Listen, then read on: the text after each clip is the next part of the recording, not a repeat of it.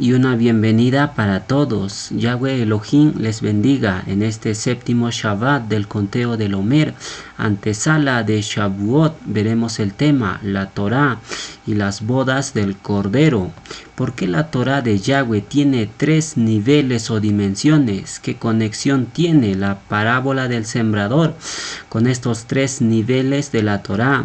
¿Quién será la novia del Cordero? ¿Seremos todos o será un grupo específico? Y finalmente veremos cuál es el misterio del librito que Yahuanán come y luego le amarga el vientre. Todos esos detalles claves los veremos en esta enseñanza. La palabra Torá, mal traducido como ley, es una palabra hebrea que significa dirección, instrucción. Esta palabra Torá a su vez se deriva de la raíz verbal yará, que significa lanzar una flecha, dirigir, erigir. Es decir, yará significa literalmente lanzar una flecha en dirección recta y dar en un blanco. En consecuencia, la palabra Torá significa un manual de instrucciones para avanzar en línea recta sin desviarse ni a diestra ni a siniestra, sino avanzar directo al blanco. Esto implica que Yahweh trazó el camino del hombre para que avance en línea recta por medio de su Torá. Cualquiera que obedezca este manual de instrucciones nunca pecará, ni sus pies resbalarán jamás, porque la Torá alumbrará su camino y le dará dirección. Pero el que no obedezca la Torá estará marchando por caminos torcidos y sinuosos, cuyo final no te va a gustar. Por eso el proverbio advierte diciendo: hay un camino que al hombre le parece derecho, pero su final es camino de muerte. Por tanto, el único camino derecho lo traza Yahweh y no el hombre. Ahora veamos los 3 niveles de la Torá. La Torá de Moshe tiene alrededor de 613 mandatos, en hebreo mitzvot. Estos mitzvot se clasifican en 3 niveles o grupos. El primer nivel lo constituyen los mandatos tipo Edut, que constituye el 20% del total de mandatos de la Torá. El segundo nivel de mandatos son conocidos como Jukim, que constituyen el 20% del total de mandatos. Y finalmente el tercer nivel de mandatos son conocidos como Mishpatim, que constituyen el 60% de los mandatos. Estos 3 niveles suman el 100% de los mitzvot o mandatos de la Torá. Veamos ahora una pequeña descripción de estos 3 niveles de mandatos y luego los analizaremos a profundidad cada uno de ellos. Comencemos por los Mishpatim. Este grupo de mandatos es el más abundante, en el cual están las normas, los ritos, los modelos y las sentencias de juicio de la Torá. Y debido a esto, todos los gobiernos del mundo elaboraron sus constituciones a partir de este grupo. También todos los sistemas religiosos apóstatas se valieron de los Mishpatim para formular sus propias normas y costumbres paganas. En consecuencia, podemos decir que los Mishpatim son un grupo de mandatos de carácter social, por eso cubren un 60% del total. Ahora veamos una descripción de los Jukim. Este tipo de mandatos no tienen una comprensión lógica, es decir, no lo entiendes por qué vas a obedecerlo, solo sabes que tienes que obedecerlo. En otras palabras, los Jukim son una especie de decretos emanados de Yahweh, que aunque no lo comprendamos, tenemos que obedecerlo. Por ejemplo, el siguiente decreto nos dice: yo publicaré el decreto Juk, el singular de Jukim. Yahweh me ha dicho: mi hijo eres tú, yo te engendré hoy. Yahshua fue establecido hijo de Yahweh por decreto. Usted podría entender por qué Yahweh solo engendró a su hijo Yahshua y todos los demás fuimos creados pero no engendrados. ¿Puedes entender eso? No podríamos entenderlo, eso escapa a nuestra comprensión, va más allá de nuestros límites. De ahí que los mandatos tipo Hukim signifiquen también límite, ahí lo tienen. Huk, según la concordancia Strong, significa decreto, estatuto, límite. Esto significa que los Hukim tienen una dimensión más alta que los Mishpatim y por ende su comprensión es más elevada y compleja. Otro mandato tipo Hukim es la orden de no comer carne de cerdo. Y las personas de hoy en día se siguen preguntando ¿por qué no puedo comer carne de cerdo? Entonces, ¿por qué el Creador creó al marranito si no es para comer?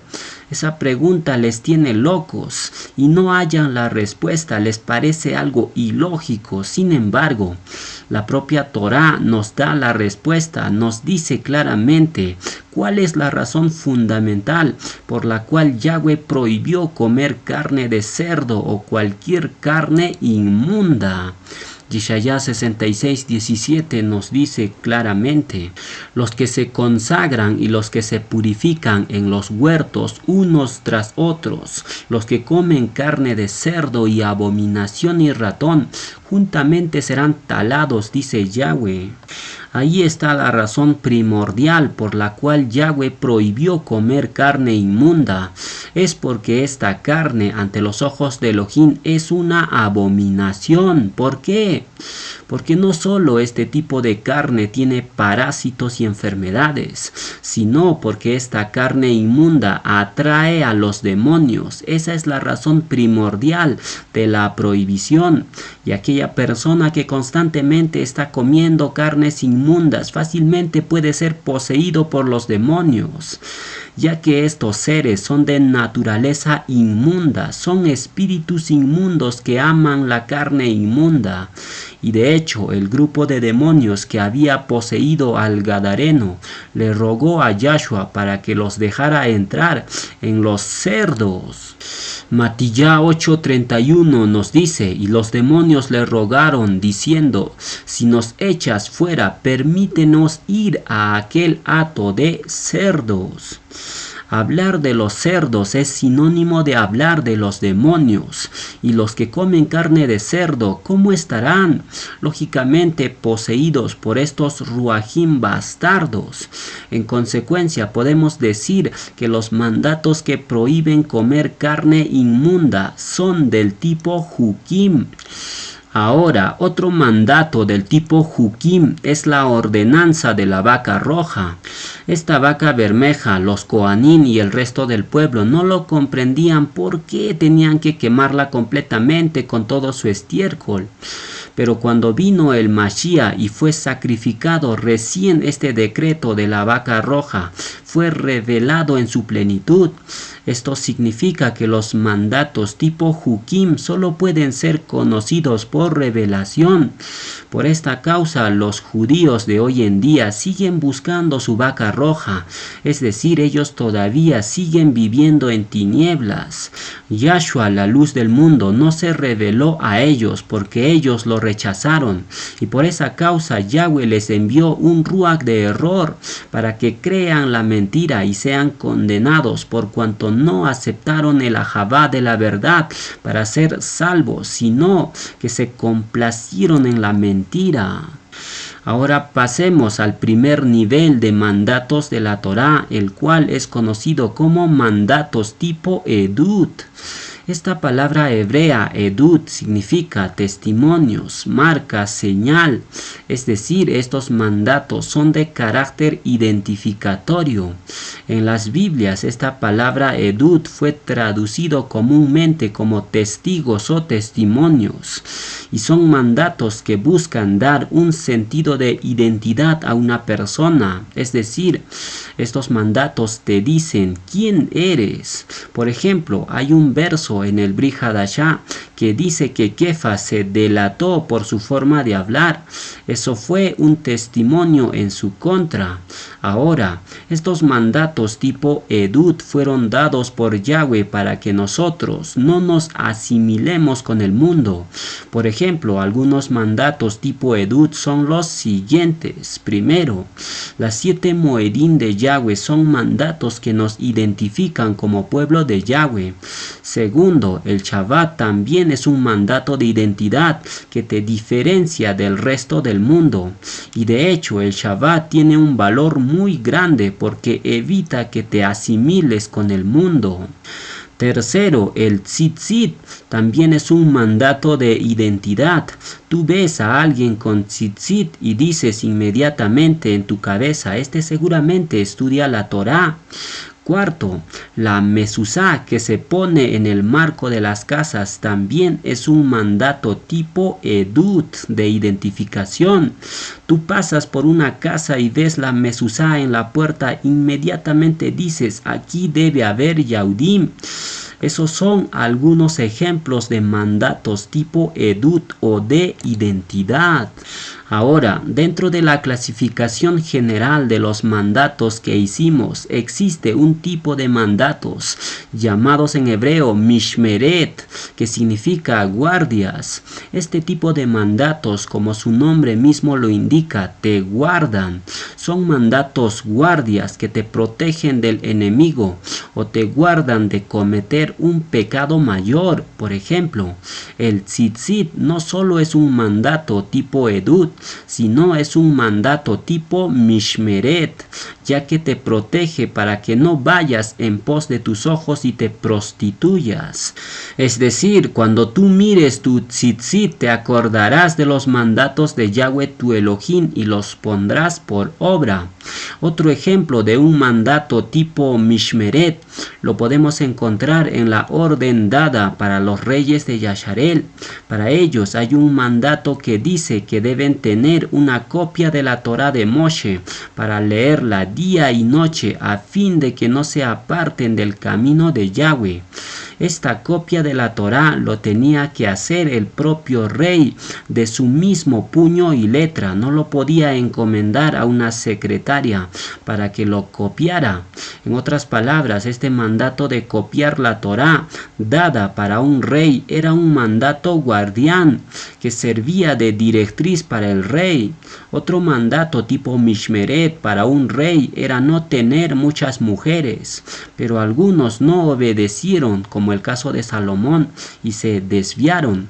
En consecuencia, podemos decir que los mandatos tipo Mishmeret fueron dados casi exclusivamente para los reyes, para evitar que se corrompieran. Entonces podemos distinguir claramente en la Torá 4 tipos de mandatos: los Edut, los Hukim, los Mishpatim y una cuarta categoría casi exclusivamente para los reyes, los Mishmeret.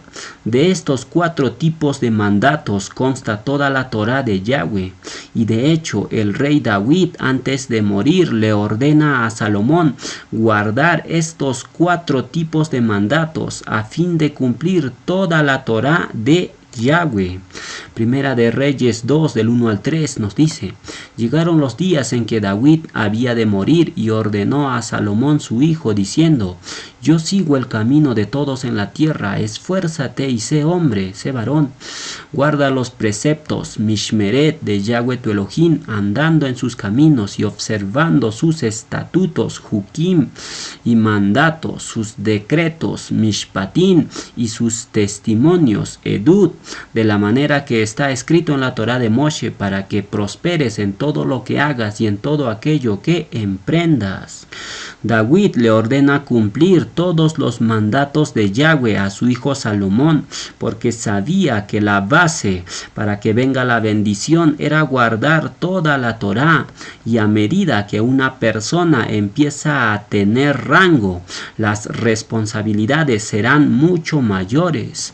Por ejemplo, un rey tiene más mandatos que cumplir que una persona del pueblo. De la misma forma, un Cohen también tiene más obligaciones obligaciones. Tiene que cambiar los panes de la proposición cada Shabbat. Tiene que ofrecer los sacrificios. Tiene que ministrar en cada convocación Kadosh, etc. Es decir, mientras más mandatos uno cumpla, más Kadoshim será. ¿Por qué creen que solo el Cohen Gadol podía entrar al lugar más sagrado una vez al año? Porque el Cohen Gadol era la persona que cumplía casi la totalidad de los mandatos de Yahweh. Eso lo hacía Kadosh.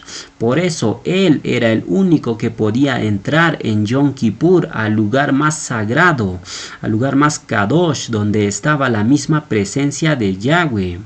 Ahora, en el reino de Yahweh existen las posiciones o rangos. Por ejemplo, existen los principados, las potestades, los tronos, las virtudes, las dominaciones, los malachim príncipes, mal llamado arcángeles. Luego están los querubín, luego los serafín, y por encima de ellos está nuestro Mashiach. Y por encima del Mashiach solo está Yahweh. Como pueden ver, todo tiene una jerarquía, y conforme alguien ocupa un rango o jerarquía mayor, sus responsabilidades también crecen en proporción a su rango. Lo mismo se aplica también al pueblo de Yasharel. Cada persona tiene un rango que le fue dado por Yahweh, y conforme a ese rango las exigencias de cumplir la Torah empiezan a crecer. Por ejemplo, las personas que cumplan el 60% de los mandatos de la Torá serán considerados siervos de Yahweh, y los que cumplan menos del 60% serán considerados pueblo del Creador. Es decir, los siervos y el pueblo están en la categoría de Mishpatim según la clasificación torática. Luego subimos al siguiente nivel, el nivel Hukim. En este nivel se encuentran los Sakenim, los levitas y los Kohanim. Ellos, por estar en un rango más superior, desde luego tienen que cumplir más mandatos de la Torá. Tienen que cumplir el 80% de los mandatos que menciona la Escritura. Luego subimos al nivel más alto, denominado nivel Edut. En este nivel se encuentra el Cohen Gadol, el rey y los profetas. En este nivel la cantidad de mandatos que se guardarán será casi del 100%. Es decir, aquellos que alcanzaron este nivel tienen muchísimas responsabilidades y obligaciones. Como pueden ver, cada vez que una persona sube de rango, sus exigencias y responsabilidades irán aumentando. Y algunos no saben esta realidad y empiezan a pelearse entre ellos por ser sakenim. No saben lo que les espera. Por tanto, decimos que tener un rango mayor no es tanto un honor, sino una responsabilidad muy grande. Ahora bien, estos tres niveles de los mandatos de la Torá se aplican no solo para clasificar jerarquías del pueblo de Yasharel, sino también estos tres niveles se aplican a cada persona que entrará al reino de Yahweh. Es decir, estos tres niveles se aplicarán como criterio base para evaluar las acciones de una persona que se salvará. En otras palabras, estos tres niveles se aplican al proceso de vida de un creyente de la siguiente forma. Primero, una persona comienza conociendo a Yahweh y su hijo Yahshua, y luego comienza a guardar los mandatos más simples, los mishpatim. Luego, conforme la persona vaya creciendo en su emuná, Yahweh le irá añadiendo más mandatos para cumplir. En este caso, Elohim le dará los hukim. Luego, cuando la persona haya madurado en su emuná, Yahweh le añadirá los mandatos de rango alto, los edut. Y cuando una persona llegue a este nivel de edut en su vida, recibirá una identificación única. ¿Cuál es esa identificación? El vestido de bodas, pero eso lo veremos más adelante por la tarde. Ahora, el Mashiach habló en el Brit Hadashah acerca de estos 3 niveles de mandatos que posee la Torá. Pero la pregunta, ¿en qué parte se encuentran estos 3 niveles? En algunas parábolas que Yahshua habló. En estas parábolas el Mashiach declaró muchos secretos guardados desde la fundación del mundo. Yahshua dice: abriré en parábolas mi boca, declararé cosas escondidas, secretos desde la fundación del mundo. Esas cosas escondidas son los misterios del reino. Estos misterios o secretos solo serán revelados a los hijos del reino, aquellos que busquen la palabra de Yahweh incansablemente. Por eso dice la Escritura: buscad y hallaréis. Los que buscan la verdad al Mashiach lo hallarán, y él te mostrará cosas grandes y ocultas que tú no conocías. Esto quiere decir que hay muchísimos misterios que todavía no los conocemos. Por ejemplo, el misterio de los 7 truenos que menciona Revelaciones.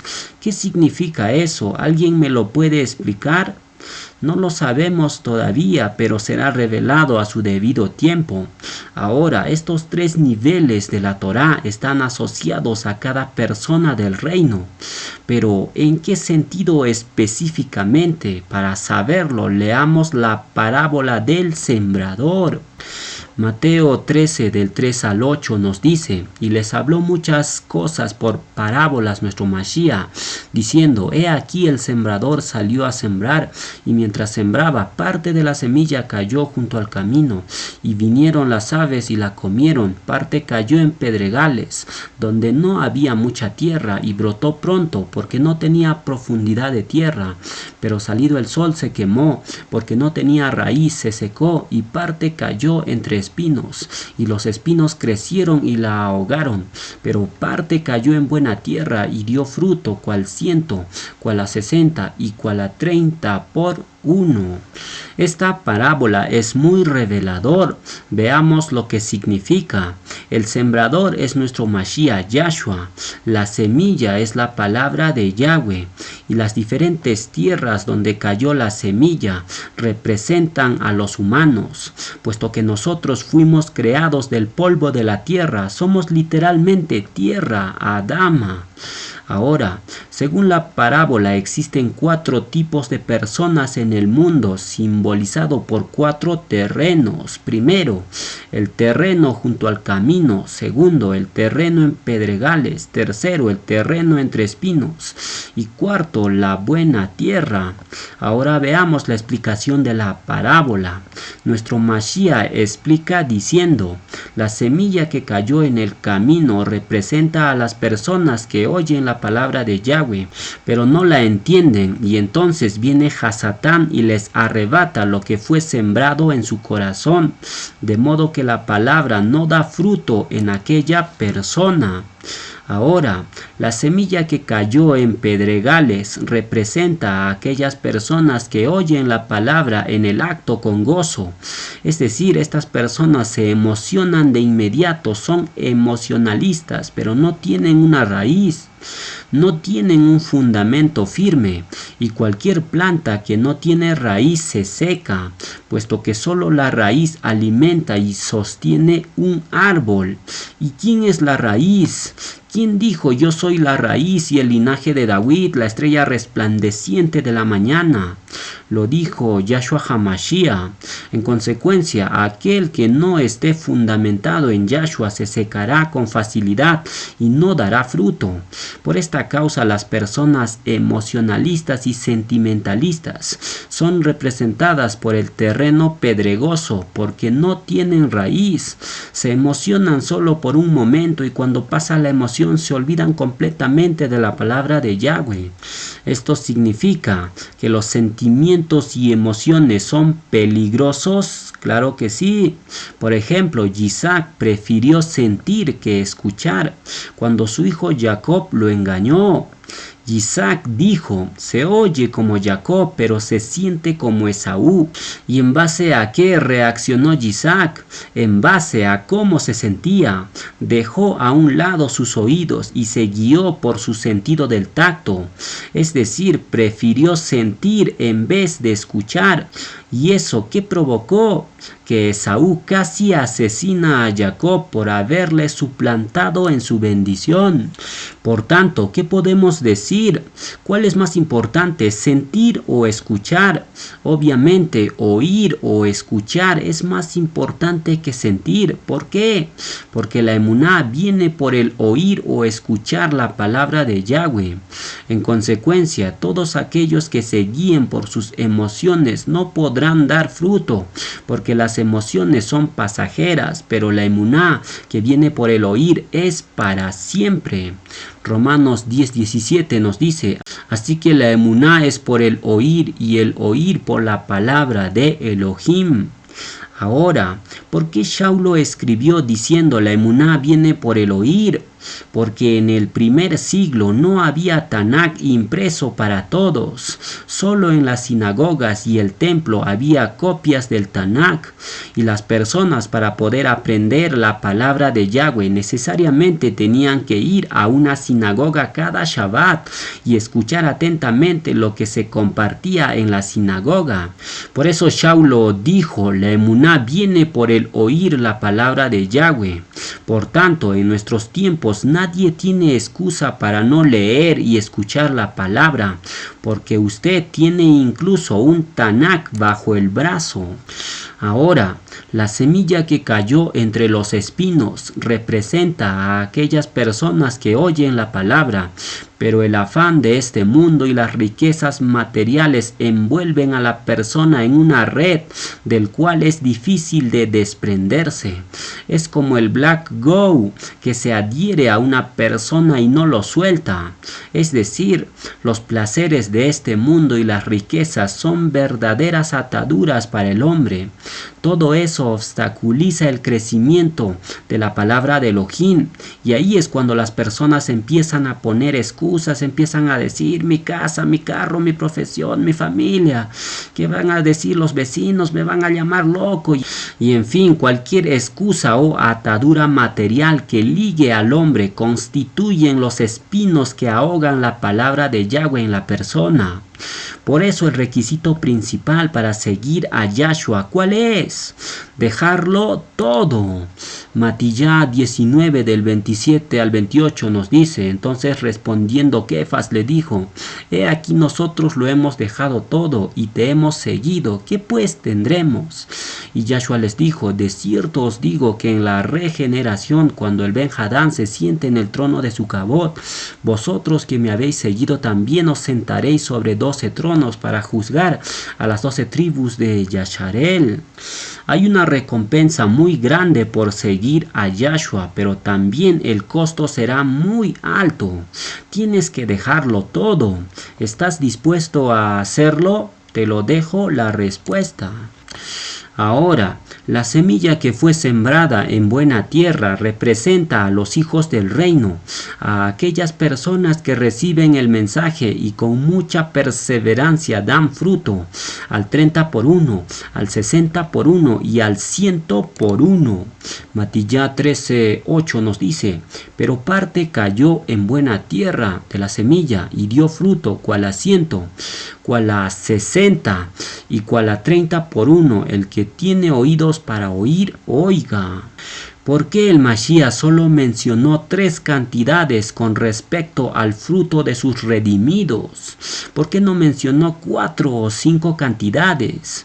Porque estas 3 cantidades hacen referencia a los 3 niveles de la Torá. En el reino de Yahweh habrá personas que cumplieron más mandatos que otros. Por eso dice la Escritura que cada uno recibirá según sus obras. Aquellos que obraron más más recibirán más, y aquellos que obraron menos recibirán menos. Es decir, las personas que obraron poco estarán en el nivel de Mishpatim. Esas personas habrán cumplido hasta un 60% los mandatos de la Torá y por ende dieron fruto al 30%. Luego en el siguiente nivel, Jukim, estarán las personas que obraron un poco más que los anteriores. En consecuencia, las personas que llegaron al nivel de Jukim tendrán una recompensa más grande. Ellos obraron hasta un 80% en cuanto a los mandatos de la Torá y por ende dieron fruto al 60%.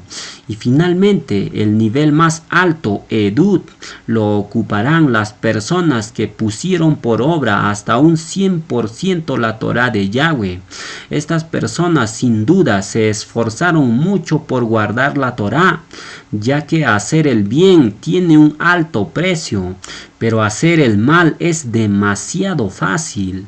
En consecuencia, las personas que llegaron al nivel Edut dieron fruto en su plenitud al 100%. Estas personas son las primicias, lo mejor de la cosecha. A ellos el libro de Revelaciones los llama los 144,000. Revelaciones 14 del 4 al 5 nos dice: estos son los que no se contaminaron con mujeres, pues son vírgenes. Estos son los que siguen al Cordero por donde quiera que va. Estos fueron redimidos de entre los hombres como primicias. Ahí está la clave. Para Elohim y para el Cordero, y en sus bocas no fue hallada mentira, pues son sin mancha delante del trono de Elohim. ¿Usted quiere ser parte de los 144,000? Ponga por obra la Torá de Yahweh, incline su oído a la palabra del Creador. Si oyereis hoy su voz, no endurezcáis vuestros corazones. Yahweh te dice: inclinad vuestro oído y venid a mí, oíd y vivirá vuestra nefesh, y haré con vosotros pacto perpetuo. Las rajamín firmes a David. Buscad a Yahweh mientras pueda ser hallado, llamadle entre tanto que está cercano. Deje el impío su camino y el hombre inicuo sus pensamientos, y vuelva a ser Yahweh, el cual tendrá de él compasión, y al Elohim nuestro, el cual será amplio en perdonar.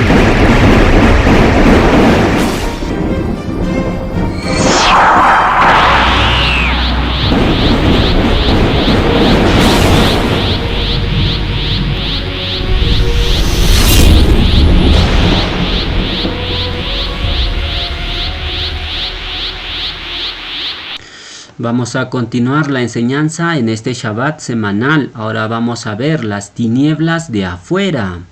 ¿Qué son las tinieblas de afuera? O en su defecto, ¿a quiénes hace referencia?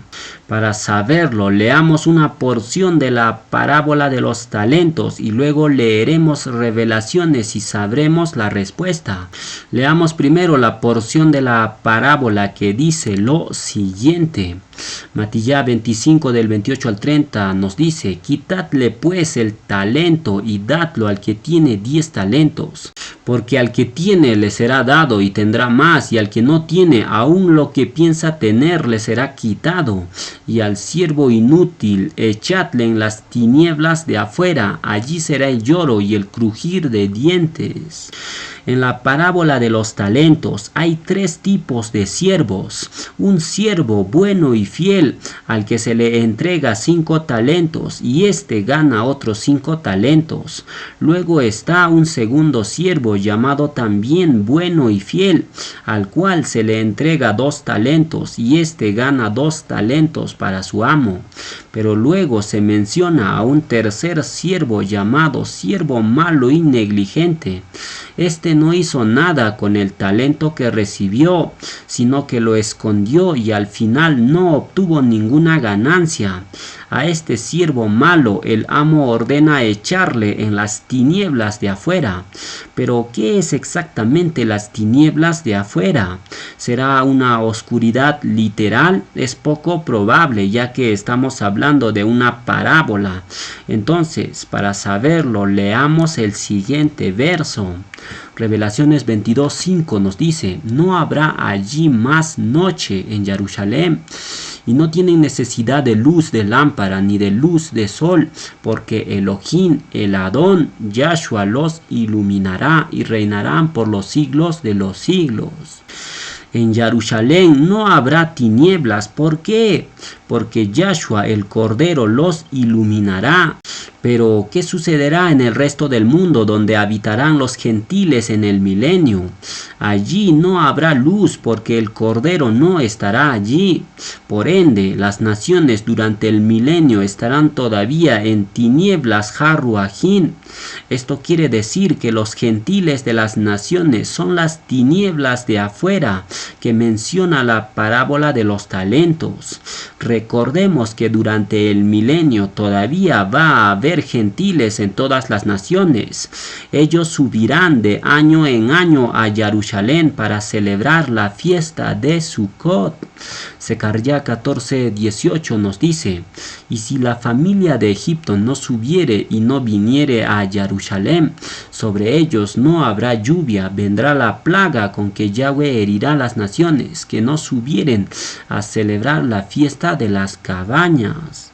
Si va a haber gentiles en las naciones durante el milenio, y a ellos se los llama las tinieblas de afuera, entonces los siervos malos y negligentes, ¿dónde serán echados? Serán echados donde están los gentiles. Allí se lamentarán por no haber trabajado para Yahweh. En el milenio los gentiles van a subir a Jerusalén para aprender la Torá, para aprender los caminos de Yahweh, porque de Sión saldrá la Torá. Yeshaya 2:3 nos dice: y vendrán muchos pueblos y dirán: venid y subamos al monte de Yahweh, a la casa del Elohim de Jacob, y nos enseñará sus caminos, y caminaremos por sus sendas, porque de Sión saldrá la Torá, y de Jerusalén la palabra de Yahweh. Ahora, en el milenio va a haber 4 zonas geográficas claramente distinguibles. La primera zona será la de los gentiles. Esta zona, como dijimos, será llamada las tinieblas de afuera, que constituirá todas las naciones. Luego tenemos la segunda zona, la tierra de Yasharel. Esta zona geográfica comprende desde el río Éufrates al norte hasta el gran arroyo de Egipto al sur. Ese límite fue fijado por Yahweh en Bereshit, cuando Abraham recibió la ratificación del pacto. Luego, dentro de la tierra de Yasharel tenemos 2 zonas muy especiales. La primera es Jerusalén, conocido como la ciudad del gran rey, y dentro de Jerusalén se encuentra el trono de Yahweh. Ahí se encuentra el monte de Sión, que a su vez alberga el Beit Hamikdash, el templo. En este lugar está la Kabod de Yahweh.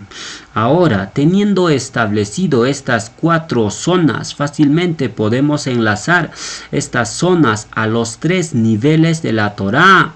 Vean, los gentiles de afuera constituyen las tinieblas de afuera.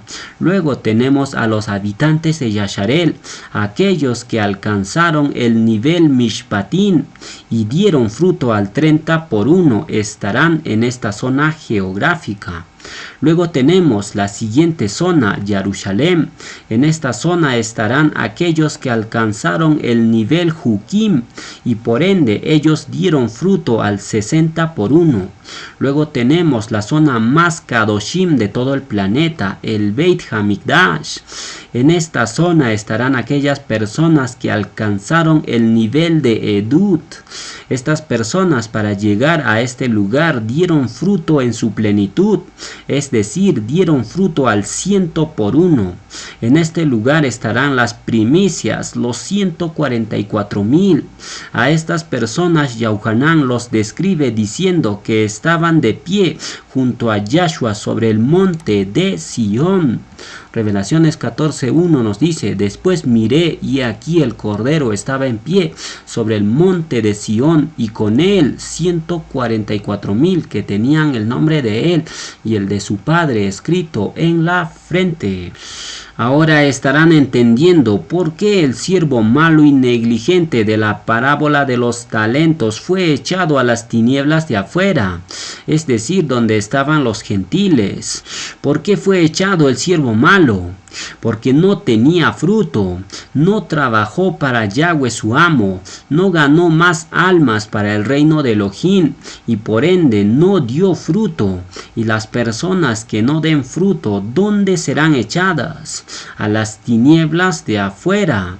Yahweh espera que nosotros llevemos fruto mínimamente al 30 por 1 para estar en la tierra prometida. Si no es así, ya sabemos lo que nos espera. Por tanto, manos a la obra, tenemos que poner por obra los mandatos de Yahweh y trabajar arduamente para el reino. El tiempo es corto, no podemos desperdiciarlo. Ahora, ¿quién habitará en la casa de Yahweh con Yahshua el novio? Obviamente la novia. El novio y la novia siempre habitan juntos en la misma casa. Pero la pregunta que surge, ¿quién será la novia? ¿Seremos todos o quién será? En el mundo cristiano nos enseñaron que la novia del Cordero era todo aquel que creía en el Mashiach. Pero eso no puede ser. ¿Por qué? Porque si todos los que creemos en Yahshua somos la novia, entonces ¿dónde están los invitados? ¿Serán los malajín del cielo? Claro que no. La parábola de las bodas dice claramente que son personas. Entonces, ¿quién será la novia del Cordero? Para saberlo, basta con analizar la siguiente frase. ¿Quién habita dentro de la casa del novio? La novia. ¿Y cuál es la casa del novio? El Beit HaMikdash, el templo. ¿Y dónde está ubicado el Beit HaMikdash? En la cima del monte de Sión. ¿Y quiénes habitarán en el monte de Sión, lugar de la casa del novio? Aquellas personas que llegaron al nivel Edut, es decir, aquellas personas que dieron fruto al 100 por 1. Ellos habitarán en el monte de Sión, en la casa del novio. Entonces preguntamos, ¿quiénes serán la novia del Cordero? Ahí lo tienen, serán las personas que dieron fruto a su plenitud al 100 por 1. Ellos, al llevar fruto a su plenitud, se convirtieron en las primicias de la cosecha. Recuerden que las primicias son lo mejor de la cosecha. Es lo más selecto que puede haber. ¿Y a quienes se les llama las primicias? A los 144,000. Revelaciones 14 del 4 al 5 nos dice: estos son los que no se contaminaron con mujeres, pues son vírgenes. Estos son los que siguen al Cordero por donde quiera que va. Estos fueron redimidos de entre los hombres como primicias para Elohim y para el Cordero. Y en sus bocas no fue hallada mentira, pues son sin mancha delante del trono de Elohim. Hay dos características fundamentales que posee la novia del Cordero. La primera es que es una virgen pura y sin mancha. La segunda es que es una primicia. Entonces ya sabemos quién es la novia del Cordero. Son las primicias, llamado en Revelaciones los 144,000. Ellos son un grupo especial. ¿Por qué creen que en Revelaciones hay un verso que dice que solo los 144,000 podían cantar un cántico nuevo y nadie podía aprender el cántico, sino solo esos 144,000? Estos 144,000 provienen de las 12 tribus de Yasharel, es decir, 12,000 de cada tribu que son primicias se convertirán en la novia del Cordero y el resto pasará a formar parte de los invitados o convidados en las bodas del Cordero. Por tanto, podemos decir que la novia es una sola, son los 144,000, y los invitados son los muchos, es decir, son la muchedumbre que saldrá de toda lengua, nación, tribu y pueblo. Ahora, veamos la parábola de las bodas para comprender a mayor profundidad las bodas del Cordero. Matillá 22:1 nos dice: respondiendo Yahshua les volvió a hablar en parábolas, diciendo: el reino de los cielos es semejante a un rey que hizo fiesta de bodas a su hijo, y envió a sus siervos a llamar a los convidados a las bodas, mas estos no quisieron venir. Volvió a enviar otros siervos diciendo: decid a los convidados: he aquí he preparado mi comida, mis toros y animales engordados han sido muertos, y todo está dispuesto, venid a las bodas. Mas ellos, sin hacer caso, se fueron, uno a su labranza y otro a sus negocios, y otros, tomando a los siervos, los afrentaron y los mataron. Sigamos leyendo. Al oírlo el rey se enojó y enviando sus ejércitos destruyó a aquellos homicidas y quemó su ciudad. Entonces dijo a sus siervos: las bodas a la verdad están preparadas, mas los que fueron convidados no eran dignos. Id pues a las salidas de los caminos y llamad a las bodas a cuantos halléis. Y saliendo los siervos por los caminos juntaron a todos los que se hallaron, juntamente malos y buenos, y las bodas fueron llenas de convidados. Y entró el rey para ver a los convidados, y vio allí a un hombre que no estaba vestido de boda, y le dijo: amigo, ¿cómo entraste aquí sin estar vestido de boda? Mas él enmudeció. Entonces el rey dijo a los que le servían: atadle de pies y manos y echadle en las tinieblas de afuera, y allí será el lloro y el crujir de dientes, porque muchos son llamados y pocos escogidos. Primer dato clave de la parábola es el vestido de bodas. Esto tiene que ver con la Torá. Más adelante lo vamos a ver. Segundo dato, el banquete es preparado por el rey para su hijo. Es decir, el que se va a casar no es el padre, sino su hijo Yahshua. Tercer dato clave, el rey envió a sus siervos en 3 tiempos diferentes. Aquí hay un misterio. Yahweh envía en cada tiempo profético 2 testigos mencionados en la parábola como siervos. Estos 2 testigos son enviados en 3 diferentes tiempos. Por ejemplo, estos 2 testigos en el Brit Hadashah son Yahuanán el inmersor y nuestro Mashiach Yahshua, que vino como siervo sufriente. A estos 2 testigos le echaron mano y lo mataron. A Yahuanán lo cortaron la cabeza y a Yahshua lo sacrificaron en un madero. Después de esto, la parábola menciona que el rey se enfureció en gran manera y envió su ejército y mató a aquellos homicidas y quemó su ciudad. Y eso se cumplió en el año 70 después de la era común, cuando Tito y sus legiones arrasaron la ciudad de Jerusalén y quemaron el templo. Siguiendo con la parábola de las bodas, el rey dijo a sus siervos: a la verdad el banquete está preparado, pero los convidados no eran dignos. Esta referencia es clara alusión al primer siglo.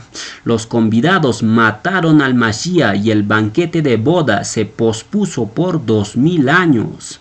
Luego el rey dice a sus siervos: id por los caminos y llamad al banquete, es decir, a la fiesta de bodas, a cuantos halléis. Esta frase, a cuantos halléis, alude a una gran multitud de toda tribu, lengua y nación. Y precisamente ahí salen los 2 siervos o testigos antes que se cumplan las bodas del Cordero. Estos siervos salen por los caminos y juntan a todos los que hallaron, malos y buenos, y la sala se llenó de convidados. Aquí un dato interesante es que para las bodas de su hijo, el padre selecciona a 2 testigos o 2 siervos de su confianza para que busquen y preparen a los invitados y les anuncien las bodas del Cordero. Ahora veamos el último dato clave de la parábola, el cual es el vestido de bodas. Cuando el rey entró a ver a los convidados, vio allí un hombre sin vestido de bodas y le dijo: amigo, ¿cómo entraste aquí sin estar vestido de bodas? Y el hombre enmudeció. Entonces el rey dijo: atadle de manos y pies y echadlo en las tinieblas de afuera. Y ya sabemos que simboliza las tinieblas de afuera. Ahora, este amigo fue echado a las tinieblas de afuera porque no tenía vestido de bodas. Pero, ¿qué es exactamente el vestido de bodas? Revelaciones 19:8 nos dice: y a ella se le ha concedido que se vista de lino fino, limpio y resplandeciente, porque el lino fino es las acciones justas de los Kadoshim. El vestido de bodas es una marca de identificación, es decir, aquellos que alcanzaron el nivel de Edut en sus vidas recibirán un vestido de bodas de lino fino y resplandeciente. Esta vestidura no es literal, sino Haruajin. Por eso Revelaciones dice: el lino representa las acciones justas de los Kadoshim. Esto significa que una persona alcanzó el nivel de Edut mediante sus obras, es decir, puso por obra los mandatos de la Torá. Primero comenzó guardando los mandatos más simples, los Mishpatim. Luego la persona, conforme iba creciendo, empezó a guardar el siguiente nivel de mandatos, los Hukim. Y finalmente la persona llegó a su madurez guardando los mandatos tipo Edut. Y en este nivel las personas reciben un vestido de bodas que los identifica definitivamente con Yahshua HaMashiach. Vean la importancia de guardar los mandatos. De eso va a depender que tú y yo recibamos el vestido de bodas. Sin vestido de bodas, nadie podrá entrar a las bodas del Cordero. Si entras sin vestido a las bodas, te atarán de manos y pies y te echarán a las tinieblas de afuera. Solo los que hayan lavado sus ropas y las hayan emblanquecido en la sangre del Cordero entrarán a las bodas. Es decir, las vestiduras blancas de lino fino solo Yahshua te la puede dar si guardas sus mandatos fielmente. Y de hecho, el mismo Mashiach lo declara así. Revelaciones 3:18 nos dice: por tanto yo te aconsejo que de mí compres oro refinado en fuego para que seas rico, y vestiduras blancas para vestirte, y que no se descubra la vergüenza de tu desnudez, y unge tus ojos con colirio para que veas. Con cada mandato que usted cumple, Yahshua lo va vistiendo más y más a usted. Es decir, si usted guarda la Torá y lo medita día y noche, usted será como un árbol plantado junto a corrientes de agua que dará su fruto a su tiempo, como dice el Tehilim. Es decir, el que guarda la Torá es un árbol. Por eso en Revelaciones dice: no hagáis daño a los árboles. Una referencia clara a los justos que guardan la Torá. El que guarda la Torá es el justo, pero el que rechaza la Torá es el necio. Y el necio dice en su corazón: no hay Elohim. Además dice: yo no tengo necesidad de nada, ni de vestidos de lino, porque yo soy rico. Pero Yahshua te dice: tú eres pobre, ciego, miserable y desnudo. Tus riquezas terrenales no te ayudarán para nada en el día de la ira. Por tanto, sé celoso y arrepiéntete antes que se descubra la vergüenza de tu desnudez. Entonces, ya saben cómo obtener el vestido de bodas. Es algo muy sencillo, es simplemente guardar estos 3 tipos de mandatos, del cual consta toda la Torá. Devarim 4 del 44 al 45 nos dice: esta pues es la Torá que Moshe puso delante de los hijos de Yasharel. Estos son los testimonios, Edut, los estatutos, Jukim, y los decretos, Mishpatim, que habló Moshe a los hijos de Yasharel cuando salieron de Egipto. Ahora, para saber más acerca de la novia del Cordero, leamos el libro de Cantares, Shir Hashirim. Cantares 2 del 1 al 2 nos dice: yo soy la rosa de Sharon y el lirio de los valles, como el lirio entre los espinos, así es mi amiga entre las doncellas. En una ocasión Yahshua dijo que ni aun Salomón con toda su fama se vistió como los lirios del valle. Y fíjense ahora cómo le dice Yahshua a su novia. Le dice el lirio de los valles. Esto significa que la novia del Cordero se va a vestir mejor que Salomón. No lo digo yo, sino lo dice el libro de Cantares o Shir Hashirim. Este libro es un canto poético y Revelaciones menciona que los 144,000, la novia del Cordero, cantarán un cántico nuevo, el cual nadie podía aprender sino solo ellos. Ahora fíjense en la frase, así es mi amiga entre las doncellas. Esta frase es muy revelador, hace distinción clara entre la amiga y las doncellas. ¿Quién es la amiga? Es obviamente la novia. ¿Y quiénes son las doncellas? Son otro grupo de damiselas que el Brit Hadashah llama 10 vírgenes, las cuales desempeñan unas funciones muy interesantes asociados al novio y la novia. ¿Cuáles son esos detalles? Primero leamos una porción de la parábola. Matillá 25 del 1 al 2 nos dice: entonces el reino de los cielos será semejante a 10 vírgenes, doncellas, que tomando sus lámparas salieron a recibir al esposo. 5 de ellas eran prudentes y 5 insensatas. ¿Para qué se preparaban las 10 vírgenes en la parábola? Las 10 vírgenes eran un equipo que se preparaban para ayudar a la novia. Ellas alumbraban con sus lámparas el camino de la novia y luego esperaban junto a la novia la llegada del novio. Porque en la cultura hebrea la novia es el que espera al novio, no es al revés como pasa en el mundo pagano. Ahí el novio tenía que esperar unas 4 horas hasta que llega la novia vestido de negro. Pero todo eso es satanismo puro. En consecuencia decimos que la novia es el que tiene que esperar al novio en el altar. Y las doncellas, que son las damas de honor, son las que tenían que alumbrarle el camino a la caravana del novio para mostrarle dónde estaba la novia. Ahora, había una gran multitud que cargaba en un carruaje al novio, es decir, al Mashiach. El novio iba arriba y la multitud abajo. Es como si el novio estaría viniendo en un burrito. ¿Y cómo hizo su entrada triunfal nuestro Mashiach en Jerusalén? Lo hizo montando en un burrito. Con esa acción, Yahshua se identificó a sí mismo como el novio. Ahora la multitud carga al novio, pero delante de ellos están los 2 testigos vociferando en altavoz para que todo el mundo se una a la caravana. Y cuando el novio llegue donde la novia, ésta se tiene que parecer a un lirio, es decir, a una rosa de Sharon. En otras palabras, cuando llegue el novio, la novia tiene que estar ataviada como una flor.